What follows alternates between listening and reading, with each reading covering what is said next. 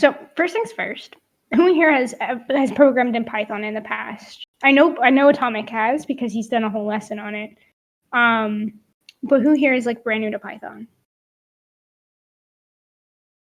Okay, so we have 2 people. Not unexpected to see these 2 people know Python.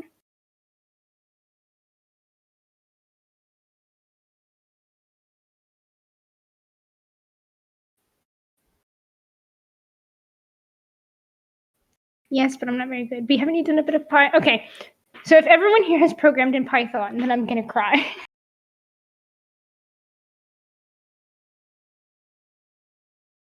Okay, Dragon Ninja hasn't. Great. So that means this is not fruitless. Hello, Arrows. Welcome. We're learning the very bare bones basics of Python. You're just in time. Okay. If you have this many people, it's not fruitless. Yeah, I was just worried that everyone else would be able to kind of at least program in Python already, so I was kind of worried about that. But since we have at least a couple beginners, it seems, then that's good. Full disclosure, I am not the best programmer. I very rarely program nowadays.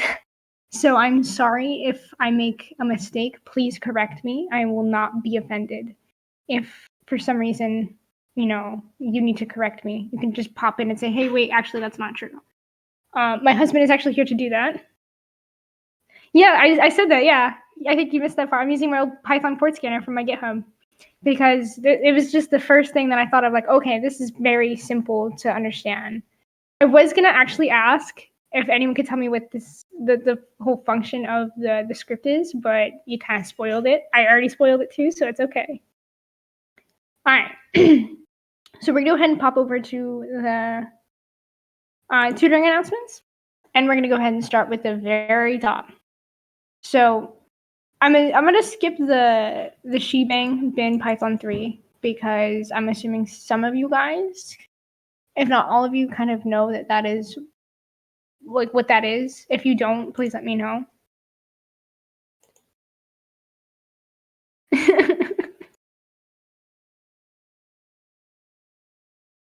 All right, everyone's quiet, so everyone knows what it is. Cool. At least I'm assuming. I didn't see anyone typing either. So this right here, this first line, is a comment.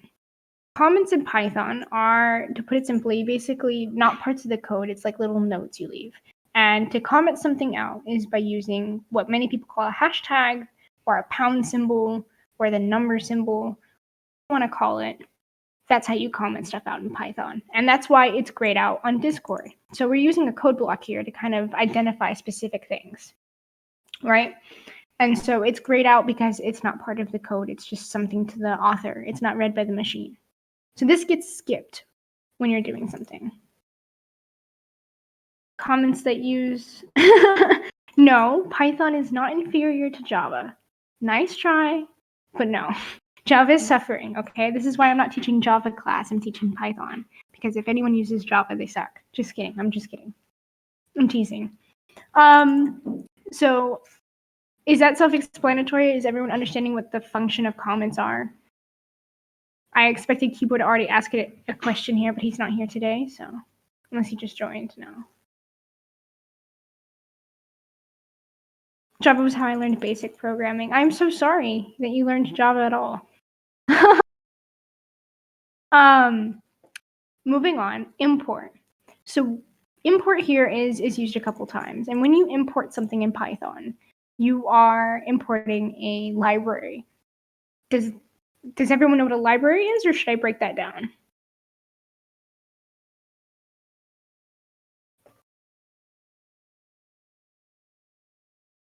Someone is typing, but I have a feeling because they're a Python programmer, they know what a library is, unless they're correcting me. I should break it down? Okay. So how do I put this like nicely? Libraries in Python are basically external entities that you can add to your code. So like when you're programming a bot for Discord, you'll need to import the Discord library for Python to access specific, how would you say it, babe? When you're importing, like, let's say if you're making a bot for Discord, you're importing the Discord library for Python, how would you describe that? You'll have to come closer to the mic. It's basically a set of predefined functions that you can use, that you import. So instead of having to write that code yourself, somebody else has already done it for you, and you can use those functions. Perfect, because I would not have been able to put that in a very good, pretty sentence like that. TLDR, it's a lot of code someone wrote that has functions for you to use, so you don't have to write all the functions yourself. Yes, you are speed. You were faster than him. It took you less time to type that than it did for him to walk like 5 whole steps to the table. Nice. So yeah, both as MS-DOS and Kai put it, or Knight, sorry, as Knight put it. Sorry, babe, doxed you. It is to import functions that someone has already made for your specific whatever you're making. In this case, we're importing sys, we're importing socket, we're importing argument parsing, and I'm not going to really get into these specific libraries, but they're crucial to what we're going to be doing today, which is port scanning. Woo! Are modules and libraries the same thing? I'd like to say no, but that's a good question. Because, like I said, I'm not really a programmer, and I don't think I'm really qualified enough to bring you up to speed on that.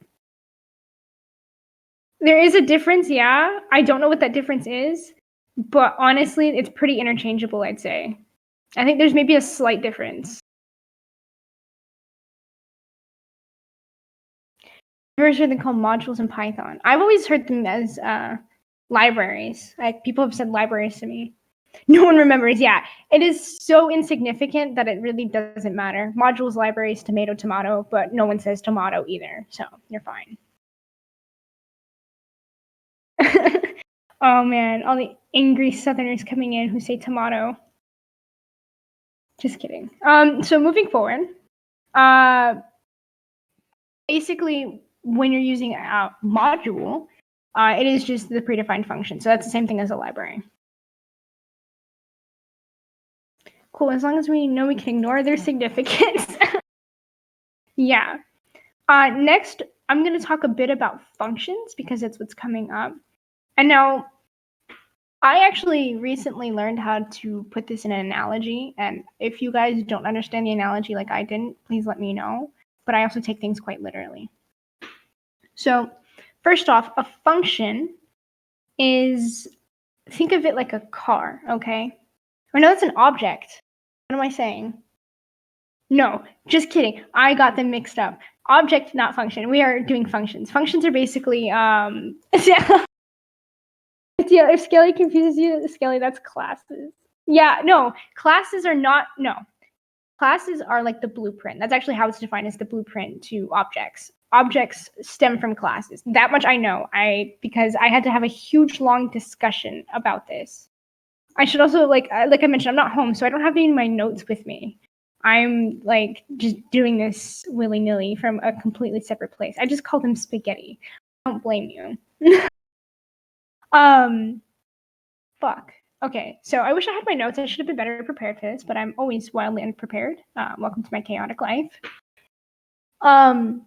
Functions specifically. Thank you. I appreciate the support.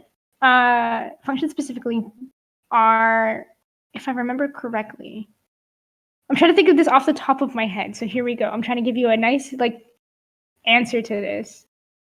I'm gonna just Google it. I'm sorry. I'm gonna Google it because this is what you do when you're programming. Functions Python. If Kiba were here, he'd be learning a very important lesson.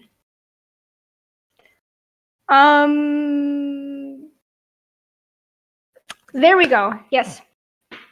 It could be repetitive, yes. So a function is a block of code that you can reuse, but you don't have to reuse. Bingo. Yeah. So to put it simply, it's basically organized or reusable code that is to perform a single related action, and functions provide better modularity for your application and a high degree of code reusing, if that makes sense.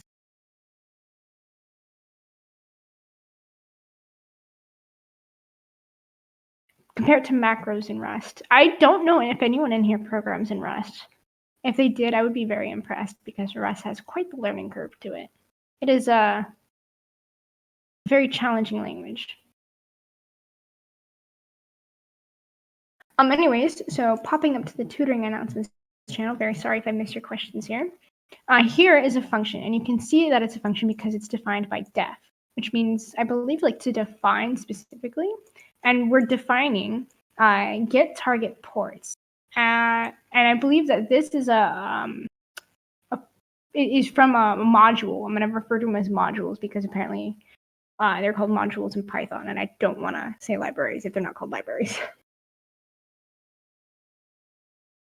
Yeah, if you're copying and pasting code in your program to do the same thing in different sections, then perhaps you need a function is very correct. Thank you, Ghost. So the get target ports, I believe, already comes from one of the imported modules that we have. And this is going to be a string. So if it is a string and is numeric, this is an if-else statement. Damn, there's just so much to break down here. I don't know why I decided to do it like this. I should have just like made slides instead. I thought this would be a lot better because you're looking at actual code and it's breaking down the actual code itself because that's what helps me. But maybe this isn't the best. Maybe we should do some classes to confuse them about why they exist. I mean, we could. I think I could explain it in a way that would make sense, hopefully. Do you want to talk about classes? Like, is that something you think we should touch up on?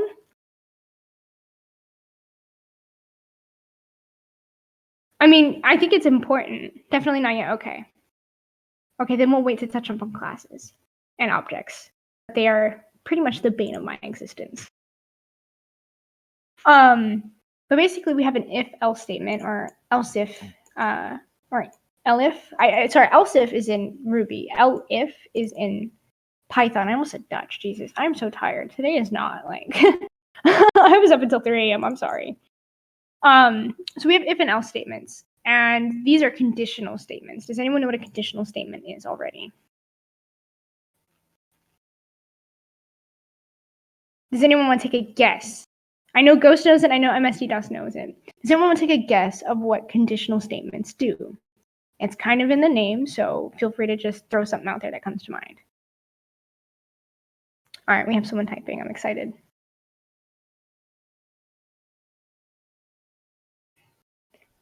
Conditioner, make my hair smooth. Close, but no cigar. No, I'm just kidding. It has a condition, yes. So conditional statements, basically, I'm going to go ahead and switch back.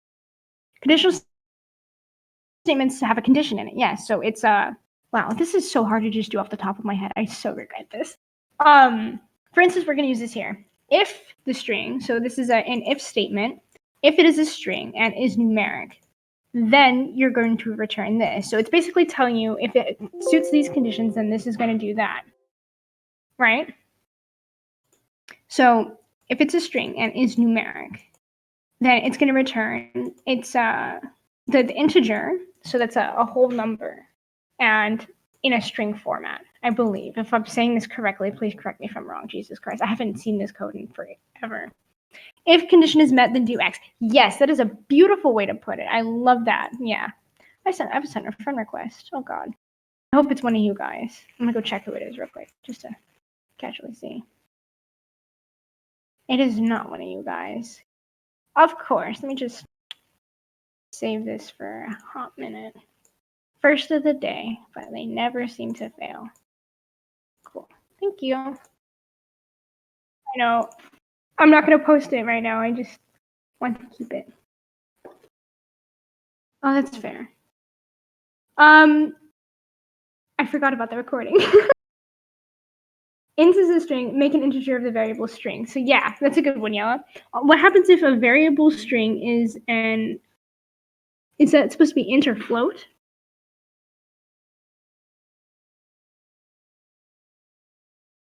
I don't know what I space t is. I'm not sure if it's supposed to be int and you accidentally missed the n key. Okay. So first off, let's talk about what an int or float is. So an int is short for, yeah, it happens. An int is short for integer. And an integer is a whole number. It's kind of like the pretty number. It doesn't have decimals or anything like that. But a float, however, is a not so pretty number. So it could, like, an integer would just be 2, right? But a float would be 2.0 if it would let me hit 0. Or a float could be 1.2. Now, the thing is with floats in Python is even though you see 1.2, it's not quite 1.2. It could be a little bit more or a little bit less because it depends on the float itself. So if you're doing math with floats, which by the way is the bane of your existence in Python, it could be, it's like pi. If you have 3.14, there's a whole bunch of random numbers right afterwards, and there's not supposed to be letters in there, but you know what I mean. And that's what kind of defines how big or small it is. So 1.2 in Python does not always equal 1.2 in Python. It just doesn't work like that. So integers are oftentimes what you want to work with because they're easier. Does that make sense? It's mostly with the arithmetic of it all. But cool. And does anyone have any objections to what I've said? Because again, I'm going off the complete top of my head on this.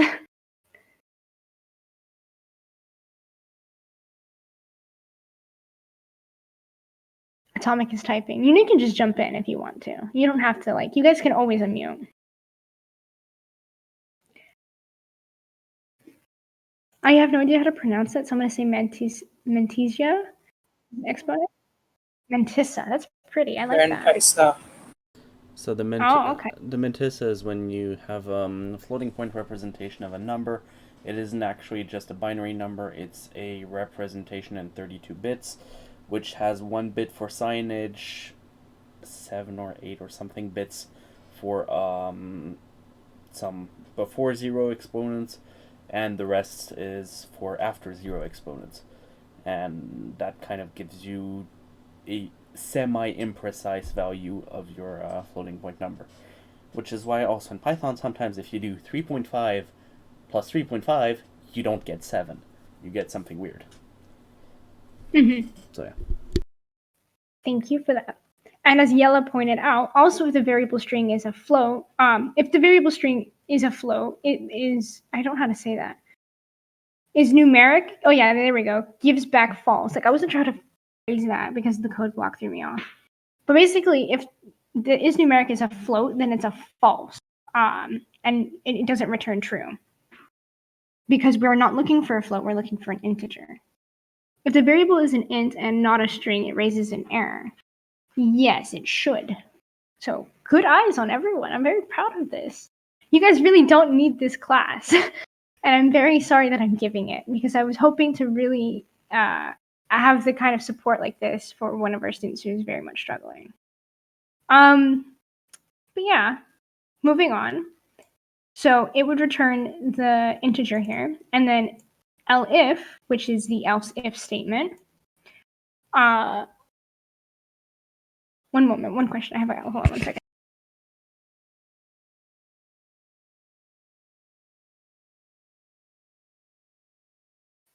Sorry about that. I was asking a question pertaining not to this. So right here is an elif statement. Does anyone want to tell me and define what that is?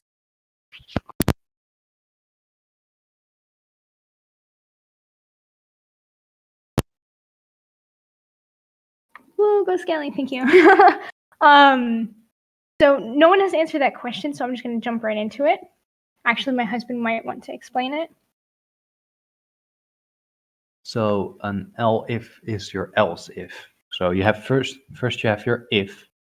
If this is not true, it will check for any elif, and it will again check if this is true. Although these brackets here and these brackets as well as these brackets here or parentheses, sorry, here in the if and the elif, they normally wouldn't be there. But here again, it will check if there's, in this case, a minus in the string. And if that is not true, it will go to the else, and it will throw an error in this case. Does that make sense? Let's see. Oh, yes, perfect. Thank you for linking those docs. Yes, it is like a secondary conditional statement. So yeah. Bingo. Good job. And I will link some very, very introductory friendly Python courses that my school actually, like my university, linked me to get started. I completed it in an hour. It shouldn't take that long. It's very, very basic, so I wouldn't recommend it if you have already begun learning Python. However, if you're brand new and you have a hard time understanding basic programming languages, then it's a very good resource for you, I think, and I'll link that later. All right, so continuing on, we already covered the error. Oh, thank you for the drink. So here we have another function, right? And how do we know it's a function? Can anyone tell me? We answered this earlier.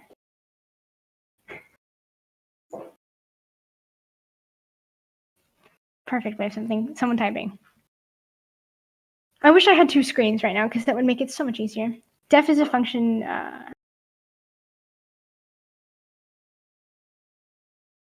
Decorator, yes.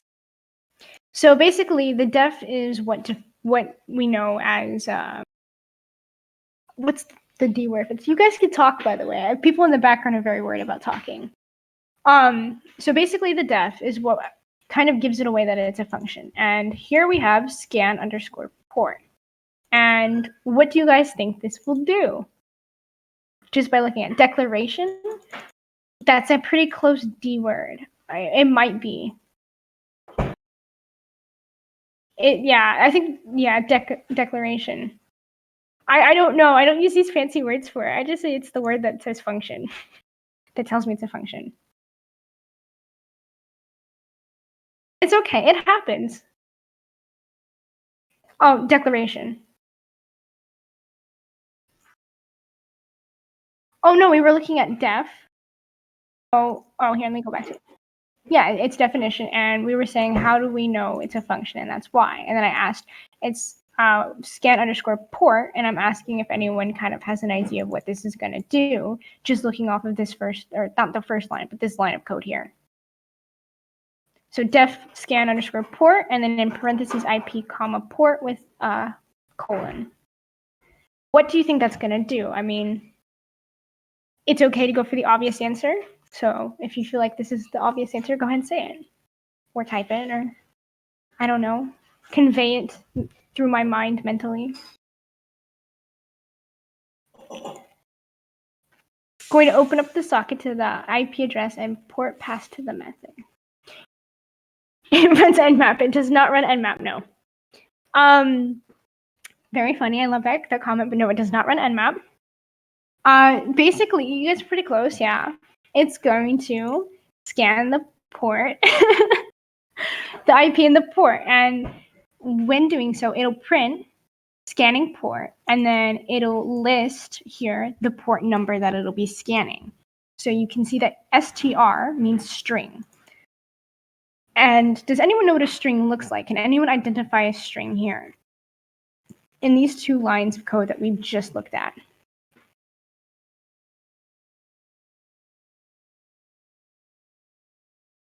Does anyone see a string anywhere?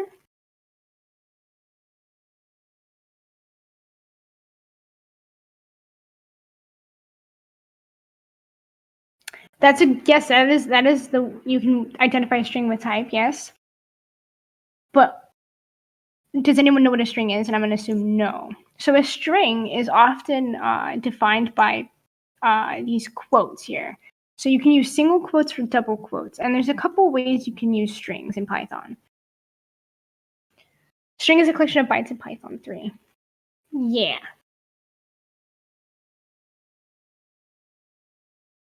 It's like a little ping. It's an array of characters. Yeah. So basically the answer I was looking for, maybe that was my bad for not phrasing it correctly. A string in Python is indicated by str. And when you, let's say if you go here, when you do print in parentheses and you put something in double quotes and you type hi, print is telling this code to print hi. So it would return hi to me. Strings are a list of bytes, so yes. However, in Python, you can also use single quotes to determine a string. And so this right here would also determine, or not determine, but return hi. However, if you want to use double quotes in Python, there's a couple ways you can do it. So let's say if you're writing a sentence for some reason and you want there to be quotes in there. So it'd be print I'm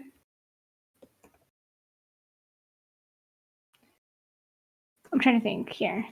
Well, first off, you can do either single quotes, and you can do. Oh wait, no, that wouldn't work. We are going to the mall.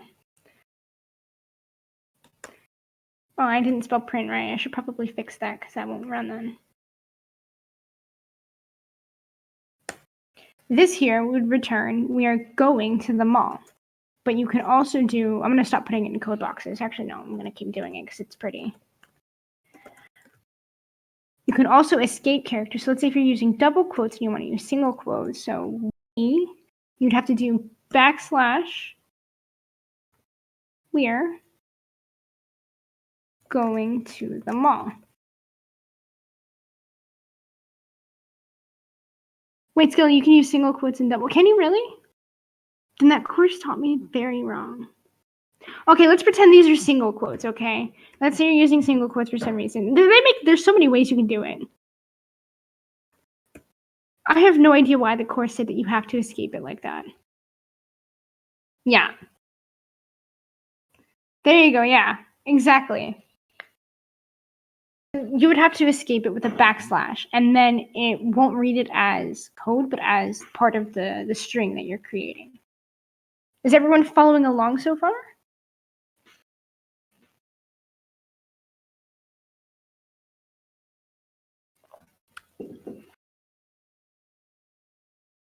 That's how I've written some code, yeah.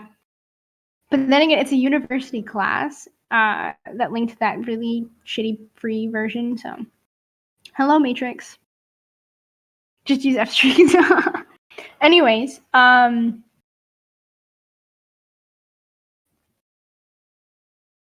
so far so good on everything. Everyone's following along. I'm sorry if this is like really basic. Like I said, this was meant for someone specific. No. Atomic did not tell me that. I swear. I promise. He wouldn't mislead me on purpose. All right. So popping down. So we know that this here is a string, right? So what this is going to do is it's going to print. So this is going to return. You're going to see scanning port. And then it's going to list in a string the port. All right. And now up here, we have socket imported, right? From the module. And now we see s equals socket down here. Now I can't quite remember what socket does. I'd like to take over. Babe, hey, you're being invited as a guest speaker. He's not paying attention to me. Who would else like to guest speak this part? I haven't used socket in ages. Oh, here, never mind, he's here. My husband has come to stay today. All right, awesome. So we imported the module socket, right? And now we have this bit. Would you explain this bit? Okay, so here you open a raw TCP connection, and then on 2 lines below it, you use that socket to connect to an IP address, which is in the variable target, and a port, which is in the variable port. And if that returns something, EA, if the result is the integer 0, it's open. And if it's closed, it will return an error instead. Does that make sense to everybody? Yeah, we're both really tired. Like I said, I was not kidding. I went to bed at like 3:15 last night. And we're out tonight celebrating my new job. So.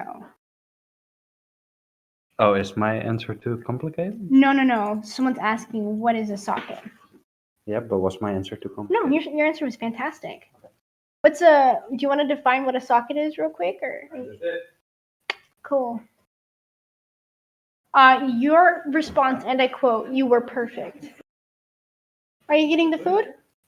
Yummy. My dinner is here, guys. But don't worry, I'm going to keep going as quickly as I can because I'm quite hungry. I only had a bowl of ramen today. So living off that college life, college life snacks here. Basically been my meals all day. I had socket as a connection. Dinner and a show? Yeah. Well, I'm having nice juicy Daddy McChicken vegan burger. Or no, wait, no, I got the sumo burger. Never mind, just kidding. That one has jalapenos. But I normally get the Daddy McChicken is what it's called with daddy sauce, and it's on a black bun. I think they just switched up the buns to be pink. Anyways, moving forward.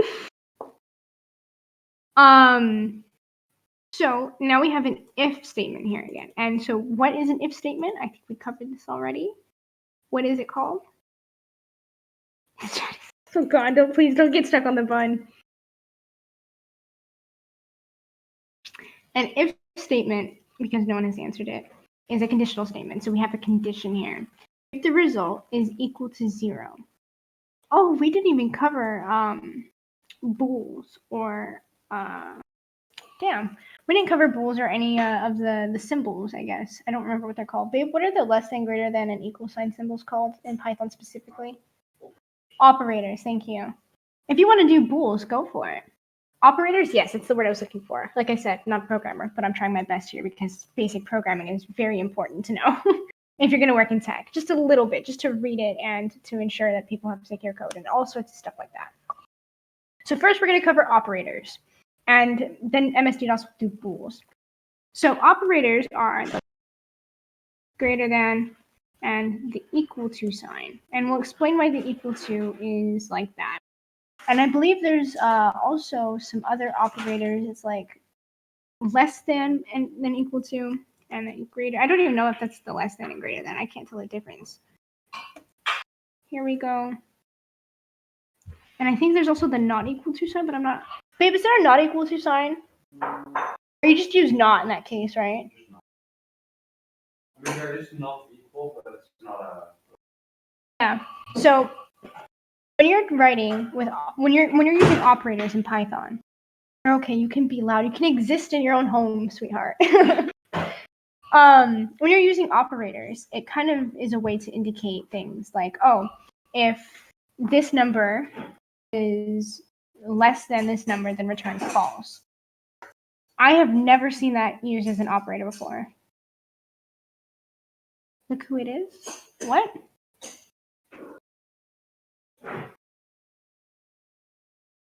I'm quite confused now. I've never seen that. Oh, it's Kipwa. Kipwa, you have turned up late, sir. We have begun without you.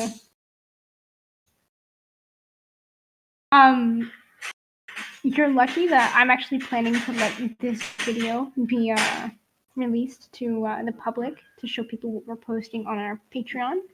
Plus, this is a very basic course, and it was meant for you.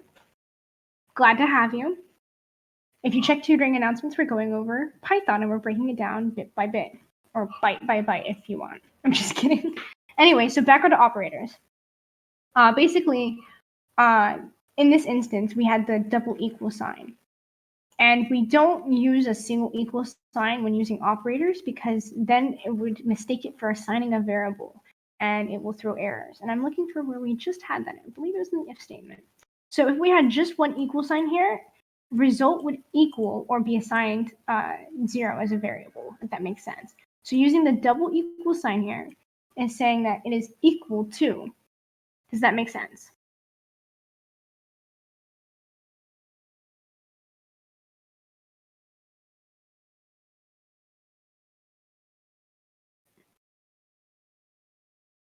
Questions on that?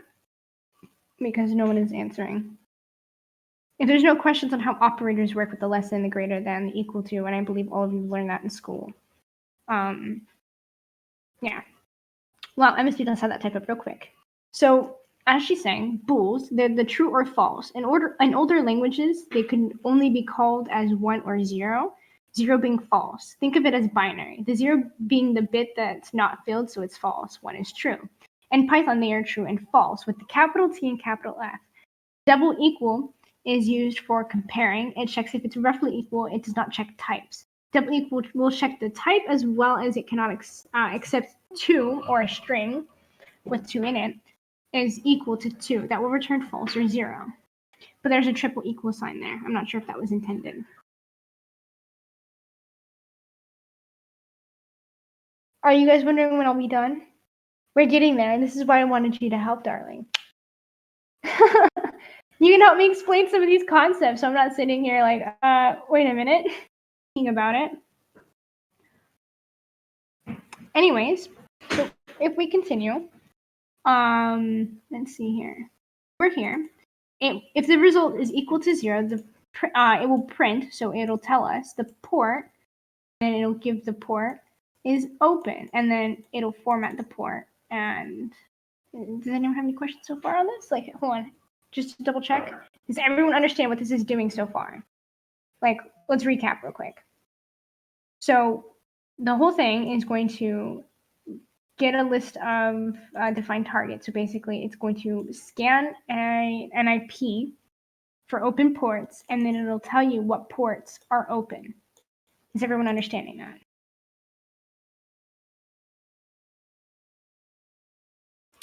Thank you for sending that. I'm actually going to pin that resource.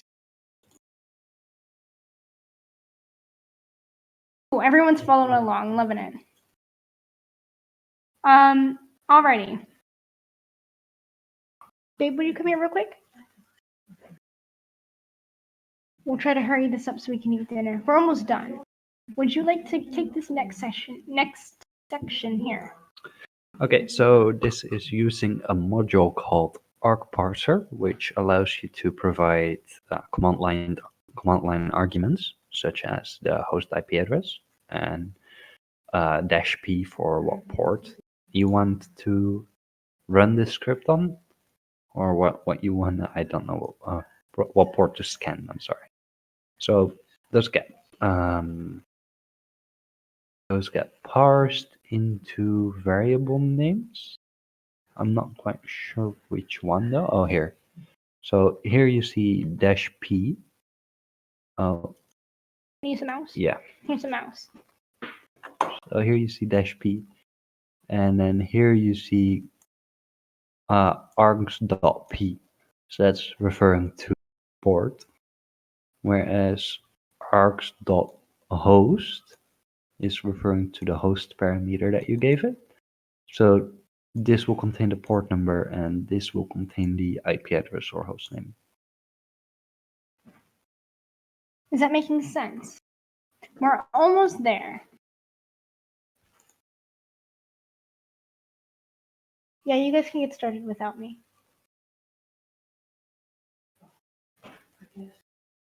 Many thanks for that. And we'll also pin those in just a second. We're almost done. We're almost wrapping up here. So, as my lovely husband explained right here, basically what's going to happen is it's going to, add a pretty banner. I forgot about that. I should probably move that. Basically, it's going to start listing and translating the host name to IPv4, and then it's going to display them. So we already explained what conditional statements are. We already explained what strings are. Does anyone have any questions so far on any of the things we've covered?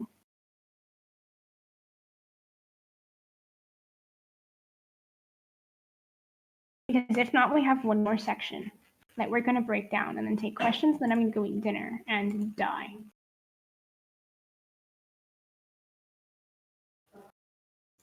No questions? Coolio.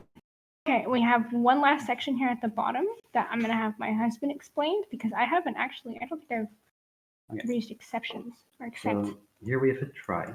So if anything in this block of code errors, if the error is of a type keyboard interrupt, so if you do Ctrl+C while this is running, it will gracefully exit the program.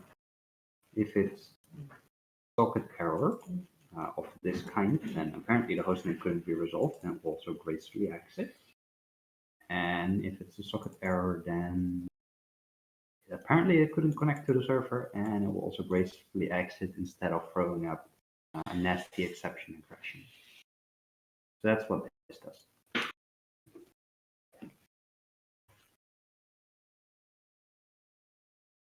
So, does everyone understand what that kind of did? I know he went through that one a little bit fast, but he's also hangry.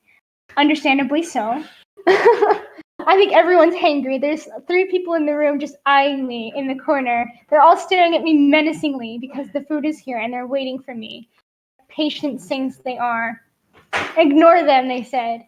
They've elected to ignore you. I'm very sorry. Oh, you've offended them. Let them starve. They said let them starve.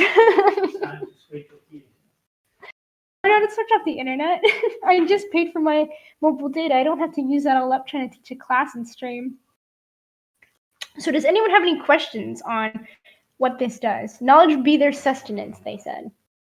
Let them eat cake is also what they said. There's a lot of comments coming in about that. They seem as focused as you are. Yeah, none of us are focused. It's a whole bunch of very anxious programmers sitting in one chat, and only one of us is talking. Everyone else is typing.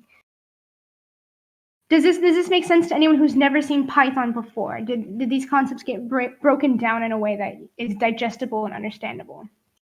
Let them stuff their face with tasty food and hopefully not go into a food coma. They like you for that, Sable. Good job. You have just earned some brownie points. I'm still getting glared at, though.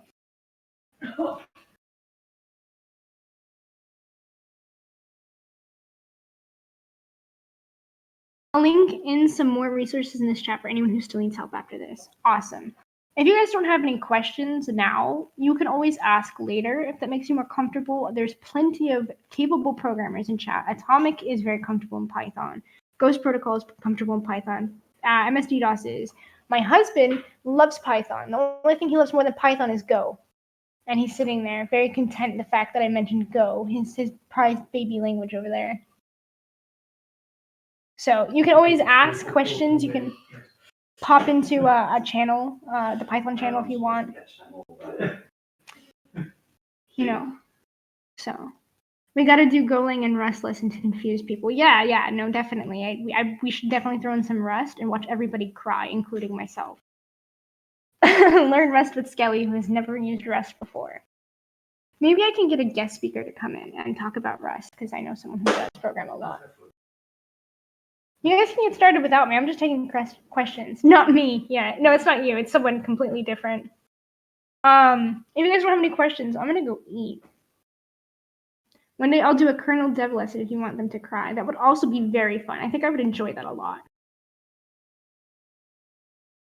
It looks like no one has questions and people are already leaving, so thanks for coming. If you guys want to build your own port scanner, feel free to base it off of mine, or I mean, it's on GitHub at this point. You can practically copy it, but yeah. Thank you guys, you too. Enjoy. Bye.